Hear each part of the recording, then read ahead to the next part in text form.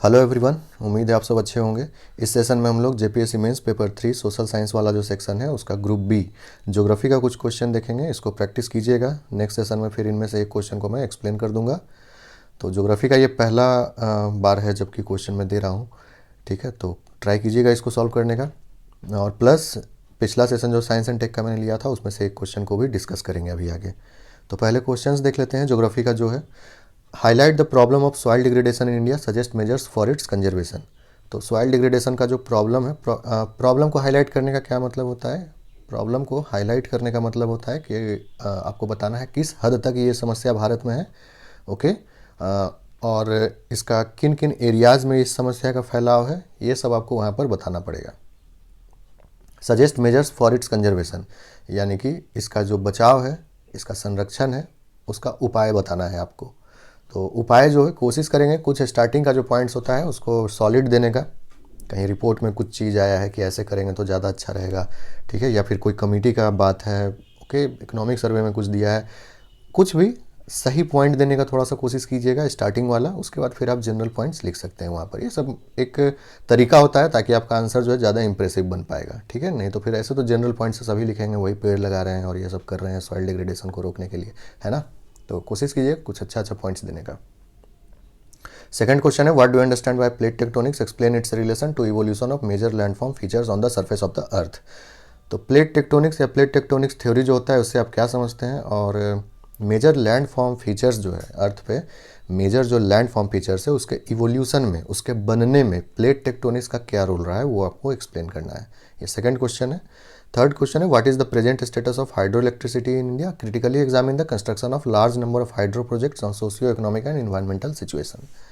तो hydro electricity का present status क्या है? प्रेजेंट स्टेटस कहने का मतलब कितना प्रोड्यूस हो रहा है, किन एरियाज़ में प्रोड्यूस किया जा रहा है, ठीक है, ये सब डिटेल आपको देना है। फ्यूचर क्या है ये सब आप वहाँ पर बताएंगे, ठीक है। और क्रिटिकली एग्जामिन करना है, यानी कि अच्छाई बुराई सब बताना होगा आपको थोड़ा, कि हमारे समाज, अर्थव्यवस्था और इन्वायरमेंट पर हाइड्रो इलेक्ट्रिक प्रोजेक्ट्स का क्या इम्पैक्ट पड़ता है, ठीक है। तो ये आपको सेकेंड पार्ट है क्वेश्चन का। तो ये 3 क्वेश्चन ट्राई कीजिएगा, इसमें से एक को मैं नेक्स्ट सेशन में एक्सप्लेन कर दूंगा। ओके, अब बात करते हैं पिछला जो सेशन लिया था मैंने साइंस एंड टेक पे 3 क्वेश्चन आपको दिया गया था। तो उसमें से जो पहला क्वेश्चन है, explain the features of Chandrayaan 2 mission, उसको मैं यहाँ पर एक्सप्लेन कर देता हूँ। अच्छा, चंद्रयान 2 मिशन के बारे में अगेन पहले एक छोटा सा इंट्रोडक्शन से स्टार्ट करेंगे। छोटा सा एक इंट्रोडक्शन से स्टार्ट करेंगे कि चंद्रयान 2 मिशन जो है वो चंद्रयान 1 मिशन का फॉलोअप मिशन था। इसमें एक ऑर्बिटर था, एक लैंडर था, एक रोवर था, और ये चंद्रमा के साउथ पोल पे सॉफ्ट लैंड करने का कोशिश किया 7 सितंबर 2019 को। ये भारत का दूसरा मानव रहित मिशन था चंद्रमा के लिए। ये सब एक छोटा सा इंट्रोडक्शन दे दिए। उसके बाद फिर कुछ टेक्निकल स्पेसिफिकेशन दे दिए कि लॉन्च कब किया गया, लैंडिंग का कब प्रोग्राम था, लॉन्च साइट क्या था, लॉन्च व्हीकल क्या था, लिफ्ट ऑफ मास क्या था। तो ये सब कुछ टेक्निकल इन्फॉर्मेशन इसके बारे में दे दिए। फिर आगे कैसे बढ़ेंगे इस क्वेश्चन में, अब आपको पेलोड्स के बारे में बताना होगा। पेलोड्स किसको कहते हैं? साइंटिफिक इंस्ट्रूमेंट्स को। और ये जरूरी भी है, कई बार देखिए डिटेल्स पूछ लिया जाता है। देखिए ये बीपीएससी में क्वेश्चन आया था last time, which organization launch the world's first commercial rocket powered by biofuel stardust 1.0, explain in detail. तो आप देख रहे हैं यहाँ पर डिटेल्स वगैरह पूछ लिया जाता है कई बार जो इंपॉर्टेंट मिशन होता है। हालांकि ये तो हमारे लिए उतना इम्पॉर्टेंट नहीं था, बट दुनिया में एक नया तरह का चीज़ था तो पूछ लिया गया बिहार में। खैर, हमारा इंडियन स्पेस प्रोग्राम से रिलेटेड चंद्रयान 2 एक बहुत इंपॉर्टेंट मिशन है, तो कोशिश कीजिए इसको अच्छे से डिटेल में कर लेने का। तो ऑर्बिटर का पेलोड्स, यानी ऑर्बिटर पे कौन कौन सा इंस्ट्रूमेंट्स था याद कर लीजिएगा। ये सब 8 इंस्ट्रूमेंट था ऑर्बिटर, जो यानी चंद्रमा के चारों तरफ जो चक्कर लगा रहा है उस पर 8 इंस्ट्रूमेंट्स था। और इसको जैसे है नाम वैसे ही याद कर लीजिएगा, कोई ज़रूरत नहीं है कि इसको ट्रांसलेट कर रहे हैं आप, है ना। वो सब साइंटिफिक इंस्ट्रूमेंट्स का नाम है, तो आप जैसे है वैसे ही उसको लिख सकते हैं, ठीक है। तो ये इंग्लिश वाला जो है इसको याद कर लीजिएगा। Chandrayaan 2 orbiter is capable of communicating with Indian deep space network at Byalalu as well as Vikram lander. It has a mission life of almost 7 years, है ना। तो लगभग 7 साल के लिए प्लान किया गया है। 7 साल तक ये चक्कर काटता रहेगा और अपना ऑब्जेक्टिव जो है उसको पूरा करते रहेगा, ठीक है। और ये जो है कम्युनिकेट कर सकता है इंडियन डीप स्पेस नेटवर्क जो कि बेलालू कर्नाटक में है, और विक्रम लैंडर जो चंद्रमा पर उतरने वाला था, उन दोनों से ये कम्युनिकेट करता। ओके, तो ये सब ऑर्बिटर का ऑब्जेक्टिव था और प्लस उसका इंस्ट्रूमेंट्स था। उसके बाद फिर विक्रम लैंडर के बारे में बताएंगे। 3 इंस्ट्रूमेंट था उस पर, 3 पेलोड था, प्लस विक्रम लैंडर को जो है 14 अर्थ डेज या 1 लूनर डे के लिए प्लान किया गया था। ये पॉइंट भी याद रखेंगे। प्रज्ञान रोवर के बारे में बात करते हैं तो उसमें 2 इंस्ट्रूमेंट था और उसको जो है वो एक 6 व्हील्ड रोबोटिक व्हीकल था। 6 व्हील्ड यानी 6 पहिया उसमें लगा हुआ था और वो वहाँ पर मूवमेंट करते हुए कुछ एक्सपेरिमेंट्स करता। कुछ पैसिव एक्सपेरिमेंट भी डिज़ाइन किया गया था, उसके बारे में भी मेंशन कर देंगे। तो इतना सारा याद रखिएगा। कोशिश कीजिएगा कम से कम 50-60% जो इंस्ट्रूमेंट्स है उसका नाम वहाँ पर आपको याद रहे ताकि आप वहाँ मेंशन कर पाएँ। अब ऑब्जेक्टिव्स ऑफ द मिशन के बारे में बात करते हैं। तो ऑब्जेक्टिव्स ऑफ द मिशन में कुछ जनरल ऑब्जेक्टिव होता है किसी भी मिशन का, कुछ साइंटिफिक ऑब्जेक्टिव होता है। तो जनरल ऑब्जेक्टिव में कह सकते हैं कि ये जो एक तरह का अपने आप में एक यूनिक मिशन था, जो चंद्रमा का एग्जोस्फेयर, उसका सतह के नीचे सबको कंबाइन करके, ठीक है, सबको स्टडी करने वाला था। एक जनरल ऑब्जेक्टिव था। चंद्रमा जो है ये क्लोजेस्ट बॉडी है अर्थ के, तो स्पेस में कुछ डिस्कवरी करना है या स्पेस के बारे में कुछ पता करना है तो चंद्रमा जो है उसके लिए परफेक्ट एक आधार प्रोवाइड करता है। अगर वहाँ पर कोई काम सक्सेसफुली कर पाते हैं तो दूसरे ग्रहों पर भी कर पाएंगे, ठीक है। मतलब वो एक तरह से आपको एक टेस्ट बेड प्रोवाइड करता है, जैसे कि नेक्स्ट पॉइंट में लिखा हुआ है मैंने।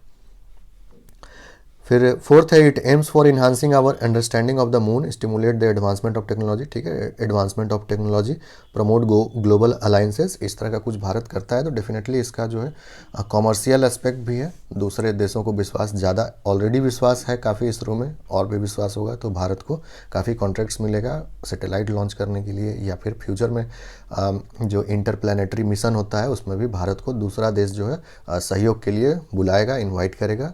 तो इससे कहीं ना कहीं भारत को फ़ायदा होगा। प्लस ये सब जो इवेंट होता है, मून पर लैंड कराना, ठीक है, मंगलयान भेजना, सूर्य के पास सैटेलाइट भेजना, आदित्य, तो ये सब कहीं ना कहीं जो प्रेजेंट जनरेशन है उसको क्या करता है, इंस्पायर करता है, ठीक है।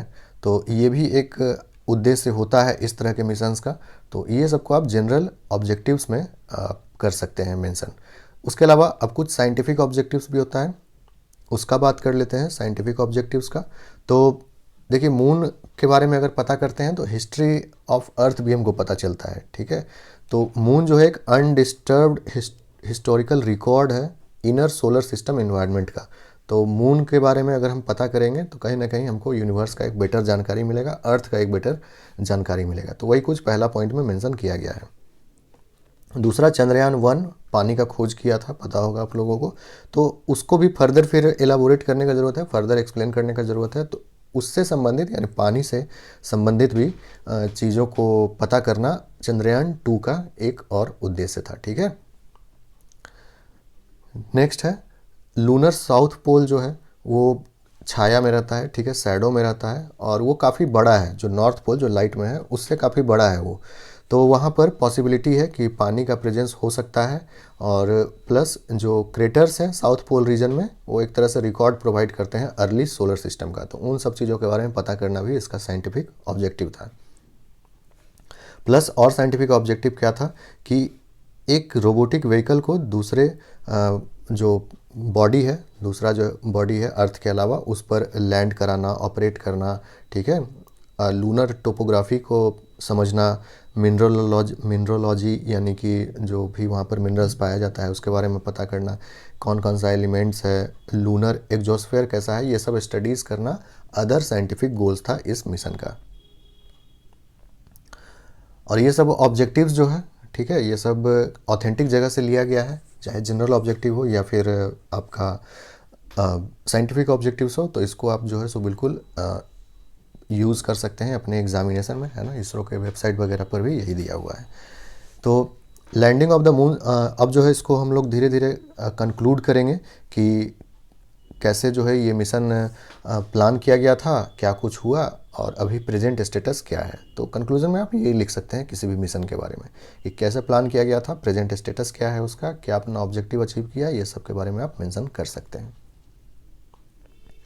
तो जैसा कि आप देख सकते हैं, लैंडिंग जो है 7 सितंबर 2019 को प्लान था, लेकिन फाइनल स्टेजेस में लैंडिंग फेल हो गया।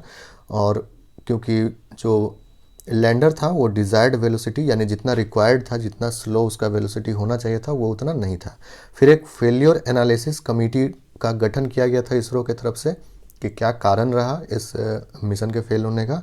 ठीक है, लैंडिंग मिशन के फेल होने का, मिशन पूरी तरह से फेल नहीं था, अभी भी ऑर्बिटर जो है हमारा वहाँ पर चक्कर काट रहा है। तो बताया गया कि एक सॉफ्टवेयर ग्लिच था जिसकी वजह से ये मिशन जो है अपना डिज़ायर्ड ऑब्जेक्टिव पूरा नहीं कर पाया। प्रज्ञान रोवर उसको 14 दिन के लिए डिज़ाइन किया गया था, लेकिन चूंकि लैंडिंग फेल हो गया तो कभी भी डिप्लॉय नहीं किया जा सका लूनर सरफेस पर। उसके अलावा इसरो जो है इससे संबंधित जो भी डेटा है उसको रिलीज़ किया गया है, ठीक है, जनरल पब्लिक के लिए प्रदान पोर्टल के थ्रू, जो कि Indian space science data centre के द्वारा होस्ट किया जाता है ये पोर्टल। इस पर जो भी मिशन से संबंधित डेटा है जो पब्लिक डोमेन में रिक्वायर्ड है उसको वहाँ पर होस्ट किया गया है। तो इस तरह से चंद्रयान 2 मिशन का आप जनरल फीचर्स के बारे में बता सकते हैं अपने आंसर में, अगर आपको एक जनरल क्वेश्चन पूछा जाता है कि explain the features of Chandrayaan 2 mission. ठीक है, इस तरह का जब आप क्वेश्चन बनाते हैं तो कोशिश कीजिए कि और भी जो इम्पोर्टेंट मिशन है भारत का, जैसे आदित्य मिशन हो गया, ठीक है, मार्स मिशन हो गया, उसके अलावा आपका NAVIC यानी भारत का जो GPS जिसको कहते हैं, ठीक है, भारत का जो देसी GPS है NAVIC, इसके बारे में भी कोशिश कीजिए कि इसी तरह का एक सैम्पल आंसर खुद से रेडी करने का है ना। तो क्योंकि ज़रूरी नहीं कि आपको जो आप तैयार करके जा रहे हैं बस वही आए, तो इसीलिए कोशिश कीजिए ढेर सारा डायमेंशंस रेडी करने का कि कुछ भी आ जाए तो आप वहाँ पर आंसर करने के पोजीशन में होंगे। ठीक है, तो फिर आज का सेशन एंड करते हैं, मिलेंगे फिर ज्योग्राफी के सेशन को मैं उसमें से एक क्वेश्चन एक्सप्लेन कर दूंगा अगली बार। Thank you.